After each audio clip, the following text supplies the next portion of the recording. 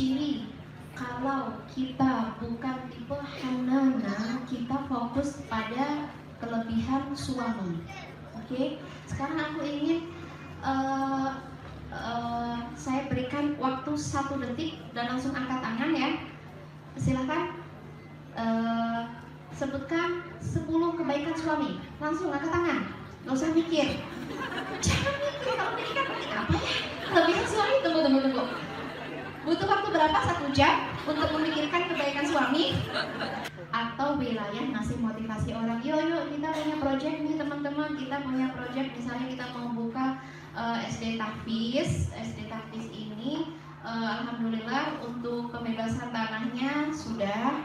Nah, kita butuh untuk bangunan, untuk operasional. Nah kalau gitu beda ya, bukan wilayah anuman mengungkit, tapi wilayah memberikan kesempatan teman-teman yang ingin project apa sih, SD Tahfiz misalnya. Jadi hindari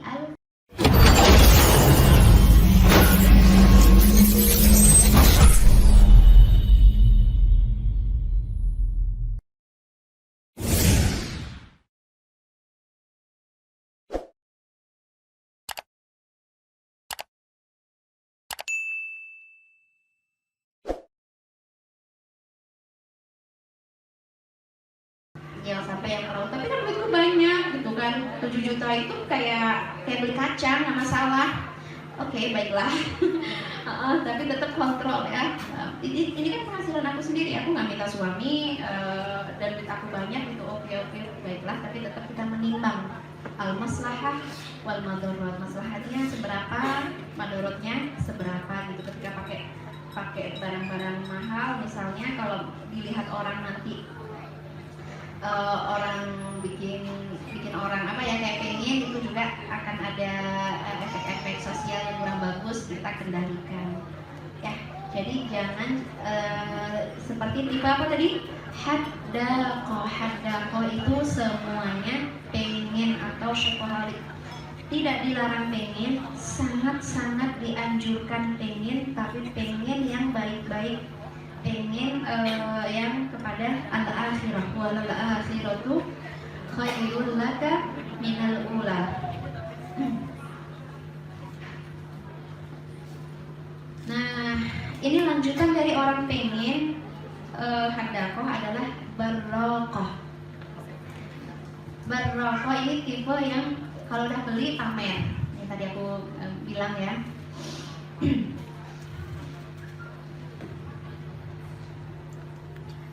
Jadi tipe-tipe perempuan yang dia lebih rela menghabiskan waktunya untuk belanja daripada belajar Al-Quran, ya kan? Untuk belanja rela dia pergi ke Hongkong hanya untuk mengejar barang kesukaan dia. Dia rela pergi ke luar negeri hanya untuk belanja doang. Dan itu ada tipe kayak gitu. Nah, itu dilarang nggak? Oke, perlu kendali aja ya. Kita kendalikan apa sih niatnya, apa nih, kita keluar kan pakai kerudung seperti ini, bismillah saya keluar, ya Allah, sambil berdoa ya Allah hindarkan kami dari sifat pamer. Kita muslim, aku bacain dulu deh sebuah hadis biar kita ngerti membedakan antara pamer dan menikmati nikmat Allah. Oke. Rasulullah sallallahu alaihi wasallam bersabda, "La yadkhulul jannah man kana fi qalbihi mithqal dzarrah min kibr." Dan tidak akan pernah masuk surga seseorang yang di dalam hatinya ada sebutir biji zarrah kibr. Ada kesombongan sedikit saja di hatinya, ada setitik kesombongan di hatinya. Qala rajul, inna rajul yuhibbu an yakuna thawbahu hasanan wa na'lahu hasanah. Rasul tadi berucap apa? Kalau sampai ada setitik zarah kibr, sombong, maka dia tidak masuk surga. Terus ada dong temennya tanya ke Rasul, Rasul, aku tuh punya temen Rasul, dia itu Rasul, Masya Allah, itu orangnya cetar membahana. Cetar gimana? Dia nggak mau pakai sendal kalau nggak bagus, dia nggak mau pakai tas kalau nggak bagus. Tapi kalau lihat redaksinya, dia nggak mau pakai sendal dan nggak mau pakai baju kecuali yang bagus. Pokoknya kalau dia keluar harus yang bagus, dia nggak mau yang jelek, pokoknya yang keren, pokoknya yang branded, pokoknya yang cetar. Oke. Qal innallaha jamil yuhibbul jamal. Allah itu indah dan suka keindahan. Oke. Jadi kesimpulannya, orang keluar dengan pakai baju bagus itu kita jangan ngejudge. Jangan, kamu mah pamer, kamu mah sombong, kamu mah, kita nggak pernah tahu isi hati orang keluar itu apakah untuk menampakkan status sosial dia, atau memang dia saya nyaman dengan penampakan yang nikmat. Kenapa? Innallaha jamil, Allah suka keindahan, dan saya ya nggak mau dong disebut dengan muslimah yang kucel, misalnya muslimah yang kok kamu dikasih nafkah suami nggak sih, kok nggak terawat gitu. Punten ya, kadang-kadang kita kalau pikiran jelek ya jelek aja. Orang kucel jelek, orang cetar juga jelek, selalu ada. Intinya apa? Untuk kita sebagai orang yang memandang orang, jangan ngejudge orang, jangan bilang dia pamer, jangan bilang dia sombong, jangan bilang dia macam-macam. Ilmu ini untuk kita. Kalau kita keluar, kita niat memakai sesuatu karena untuk menampakkan nikmat Allah. Fa'amma bi ni'mati rabbika fahadits. Adapun nikmat Rabb kamu itu tampakkan. Jangan sampai kita sebagai muslimah kelihatan bersedih, murung, bajunya nggak terawat, hidupnya nggak terawat, nanti masuk ke rumahnya nggak terawat. Ya Allah, kan sedih ya kita melihatnya. Kita ingin kita keluar rumah, kita terawat, rumah terawat, dan yang paling penting adalah merawat akhlak. Nah, ini yang tipe barokah ini kurang seimbang. Dia terlalu fokus kepada cetar duniawi, tapi dia lupa merawat ilmu, merawat iman, merawat akhlak, merawat kebaikan-kebaikan akhirat. Dia hanya fokus dia selalu mencari informasi tentang kecantikan, tentang fashion, tentang apa segala macam dia cari, tapi tentang ilmu, entahlah, aku mah nggak butuh, dah aku udah happy ya, aku mah udah nggak butuh. Nah, tipe-tipe seperti ini yang kurang baik. Kita tetap yang namanya ilmu kita selalu cek teks, ilmu kita selalu sedikit kalau dibandingkan dengan ilmu-ilmu yang Allah miliki, terutama akhlak. Jangan sampai kita fokus ya, physically kita sudah bagus, tapi misalnya kita udah pakai merek lipstick terbaik, tapi ucapan kita itu nyinyirin orang terus, nyakitin orang terus, nyinggung orang terus.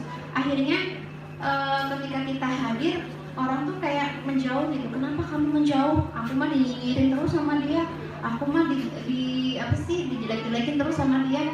Padahal dia sudah tampil cantik. Jadi cantik itu jangan fokus zahir saja.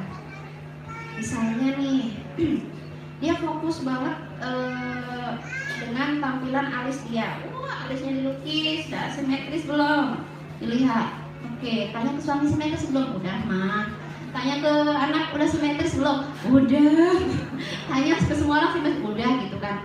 Pas dia keluar rumah, ada yang bilang, ih alisnya kayak Shinchan. Wah, langsung marah, langsung dia kayak ngumpat-ngumpat, langsung dia nggak terima gitu. Suamiku, aku dibilang Shinchan. Nah, ini kurang seimbang antara kecantikan fisik dan kecantikan batin. Kalau ada yang menghina kita itu alisnya kayak Shinchan, alhamdulillah. Itu kan, itu teh apa sih? Itu jerawatnya kenapa abadi di situ? Alhamdulillah ala kulli hal. Itu teh kenapa jadi kita nggak gampang marah menghadapi komen orang. Namanya orang komen itu bisa macam-macam, mulai dari ujung rambut sampai ujung kaki pasti komen. Kalau nggak berhasil mencari komen seputar kita, dia akan mencari keburukan-keburukan yang lain. Jadi pelajarannya adalah kita akan benar-benar cantik, benar-benar cetar, benar-benar keren kalau kita menjadi muslimah yang sabar, muslimah, mukminah, qanitah, taibah, abidah, saimah, qaimah, sajidah. Apa aja itu? Banyak ya. Muslimah yang menyerahkan inna sholati wa nusuki wa mahyaya lillahi ta'ala, mukminah yang punya keyakinan, mutawakkilah yang tawakal, yang senang sujud, yang senang ruku, yang banyak tilawahnya, yang banyak berpuasanya. Banyak sekali yang harus kita pelajari seputar mempercantik inner kita, mempercantik akhlak kita. Jadi menghindari sifat barrokoh yang terlalu cetar. Kadang-kadang perempuan itu memang suka cetar, tidak dilarang cetar, asal catatannya satu, cetarnya nggak gimana ya, dia ngerti banget kalau dia akan di majelis yang banyak laki-laki, terus dia dandan cetar. Dia harus ada kita kontrol. Kalau banyak laki-laki nggak boleh cetar. Kalau majelisnya banyak perempuan, kalau di Arab ya ada pesta pengantinan itu dipisah antara laki-laki dan perempuan. Jadi perempuannya itu dandannya cetar semua, kayak gini ya, misalnya langsung kalau udah di majelis perempuan dibuka dan dance bareng. Nah ini nggak masalah. Mungkin temen-temen kalau lihat gini seru gitu kan. Apa sih, penampakannya lebih liar daripada perempuan-perempuan di diskotik ya. Dan bebas karena itu di wilayah perempuan. Tapi kalau sudah di wilayah laki-laki, sudah aman laki-lakinya, insya Allah. Kita saling menjaga, oke? Makanya untuk batasan cetarnya mungkin kita yang kontrol ya. Terutama kita ngerti banget misalnya parfum ya. Kalau di wilayah laki-laki nanti hindari parfum macam-macam ya. Kemudian gaya berjalan, kemudian gaya bicara. Misalnya kita jadi CS kan, jadi customer service gitu kan, ditelepon sama pelanggan, nah kayak gitu tuh yang nggak boleh ya. Halo, ada yang bisa saya bantu Pak? Jangan dilembut-lembutin, karena kita umat yang saling menjaga. Oke. Nah, makanya teman-teman yang dirahmati Allah, perempuan yang barrokoh ini penyebabnya banyak, karena mungkin kurang belajar ilmu ya, ilmu bersosial, baik sesama jenis atau lawan jenis, ataupun ilmu untuk mengontrol dirinya, atau ilmu kadang-kadang perempuan dandan itu bukan karena pamer, tapi karena dia nggak pede. Kalau nggak dandan, nggak pede, insecure. Nah, jadi coba kita PD-nya kita jangan dibangun hanya dengan fisik, penampakan fisik, tapi PD kita juga dibangun dengan rasa syukur. Kalau kita perempuan bersyukur, insya Allah kita PD menghadapi apapun dan siapapun. Ya aku nggak PD, apa sih, anak-anak mereka ulang tahunnya di hotel, anak-anak aku nggak bisa bikin ulang tahun. Dan gitu, cara PD nggak PD-nya bukan ukuran duniawi.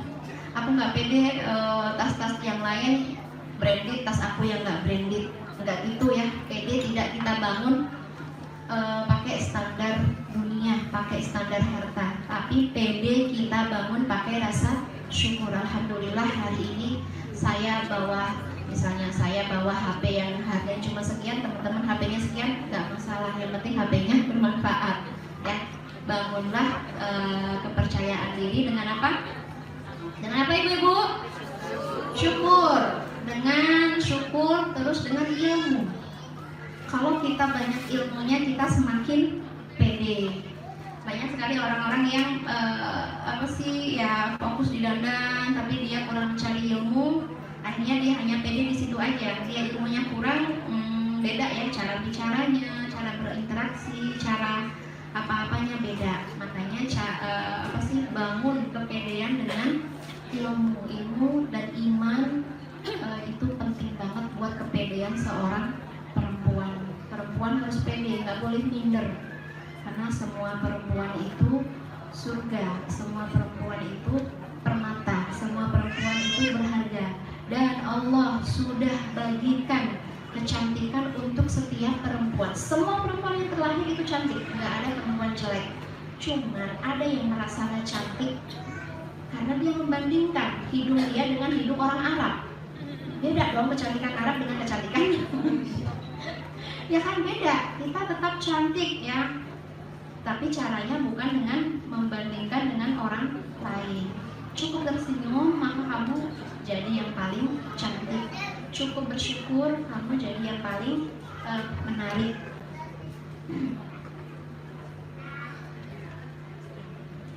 Jadi teman-teman yang dirahmati Allah, kesimpulannya untuk barokah ini ilmunya untuk kita jangan sampai jadi perempuan barokah, lebih senang menghabiskan waktu untuk dandan daripada misalnya menghafal Al-Quran gitu. Kadang-kadang saya juga rada bersalah ya, aduh aku hitung ini di depan cermin berapa menit ya kan, kalau di depan Al-Quran berapa menit. Jangan sampai di depan cermin lebih lama daripada di depan Al-Quran. Di salon misalnya atau di spa lebih lama daripada kita ngurus anak atau macam-macam. Tapi semuanya kita butuhkan ya untuk perawatan perempuan. Oke, Al-Barokah udah dapat berapa ibu-ibu? Coba sebutin satu-satu.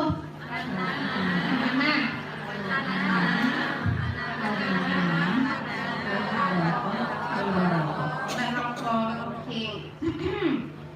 Berarti udah berapa? Oke, mau dikasih bonus satu lagi? Ini penting karena ternyata ketinggalan saya ngasih judulnya, nggak apa-apa ya. Sebenarnya enggak 5, sebenarnya ada 10, tapi kalau kita bahas bisa sampai sore. Makanya ini bonus ya. Beruntung teman-teman yang ada di sini dapat bonus dari aku. Yang keenam adalah syadaqah. Syadaqah ini tipe yang kelebihan bicara. Semua dibahas, semuanya dibahas, ya kan? Yuk ikutan sama aku yuk, kemana, nge-mall? Enggak ah, kenapa? Karena tahu dari rumah, dari dia nyetir sampai makan dia bakal ngoceh terus. Ada dibahas. Akhirnya pas udah nge-mall dan makan bareng, mau minum mau makan pun kesedak. Kenapa sih temennya ngomong terus, semuanya dibahas, mulai di absen, mulai dari suaminya diomongin, anaknya diomongin, tetangganya diomongin, mertua diomongin, sekolah anaknya diomongin. Aduh, ini kayaknya lelah banget ya. Jadi kalau urusan bicara ya, coba kita ingat nasihat Rasulullah SAW, kul khairan au litasmut. Bicara yang baik atau mending diam. Gak semuanya harus dibahas, gak semuanya harus dibicarakan ya. Jadi untuk urusan bicara ini, satu harus khair itu satu manfaat. Kira-kira aku ngomong kayak gini ke dia manfaatnya apa? Kalau cuma nambahin beban gak usah deh. Kalau cuma untuk ngomongin masalah aku sendiri nggak usah deh. Tapi kalau masalah umat, hayu kita ngomong. Kalau masalah dakwah, hayu kita ngomong. Kalau masalah anak, hayu kita ngomong. Tapi kalau masalah yang kira-kira dia nggak ada kepentingan, nggak usah diomongin ya. Dan bahkan ada tipe-tipe orang yang dia karena sering ngomong, banyak ngomong, omongannya nggak manfaat. 1, 2, orang udah bosen sampai aku izin ke toilet ya. Sebenarnya dia nggak ke toilet, udah gimana caranya menghindar, udah kan masuk topik assalamualaikum, dulu dia datang, duduk deh, udah deh ngomong deh. Kita jadi nggak kerja, kita jadi nggak ngerjain apapun gara-gara dengerin omongan si dia. Nah ini yang tipe haddaqah. Ada ya? Syadaqah, tipe syadaqah yang cuitannya lebih banyak daripada kerjanya, cuci terus gitu kan. eh, ada yang omongannya itu sengak banget ya, ngomongin pokoknya kalau ngomong tuh bikin kita tersinggung tapi dia nggak ngerasa nyinggung orang gitu. Ini bukan untuk menilai teman ya, semua ilmu dari 1 sampai 6 bukan untuk menilai teman, tapi coba apakah kita tipe seperti itu. Aku kalau ngomong orang bosan nggak, aku kalau ngomong penting nggak, aku kalau ngomong isinya ilmu nggak, aku kalau ngomong isinya manfaat nggak. Kalau nggak, mending diam dan lebih baik jadi pendengar, karena pendengar itu banyak ilmu, banyak cari ilmu juga ya. Orang mendengar nggak semua orang ngomong itu lebih pintar. Mungkin di antara di sini ya banyak yang lebih pintar dari aku, tapi karena memang momennya saya yang ada di sini, jadi terpaksa saya bicara banyak gitu.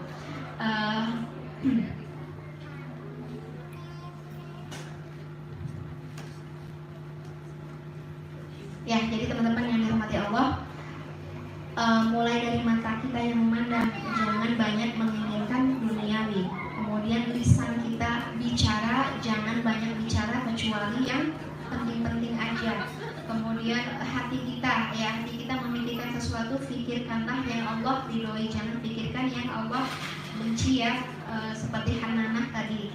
Kemudian Ananah ya, kalaupun misalnya kita memang kesulitan, bedakan antara istifta dengan mengeluh. Kalau istifta itu minta fatwa, ini teh bener pisan, saya terpaksa ngomong, saya terpaksa bicara karena pengen cari solusi. Saya sendiri nggak tahu solusinya gimana, apakah sebaiknya saya ke kanan atau ke kiri atau lurus, saya nggak tahu. Emang masalahnya apa Bu? Nah masalahnya gini. Nah boleh, itu namanya istifta, meminta pendapat untuk mengambil keputusan. Tapi kalau cuma ngomongin masalah kesana kemari, setiap orang diajak bicara tentang masalah itu bukan kebaikan seorang muslimah. Itu teman-teman. Oke. Biar tidak terlalu panjang, mangga saya serahkan kepada moderator. Alhamdulillah, Mbak Hani sudah menyampaikan 5 ditambah bonus tadi berapa? 9 ya. Masih pada konsentrasi berarti ya, Pak? Kayaknya mengharapkan pengen 10 sebetulnya, Pak. Cuman kan di sini sampai jam 12. Insya Allah nanti kita adain mungkin 1 hari bersama Teh Hani, setuju ya? Langsung ditodong hari ini nih. Insya Allah boleh, ada pertanyaan gak? Untuk kakak-kakak yang ingin bertanya? Iya.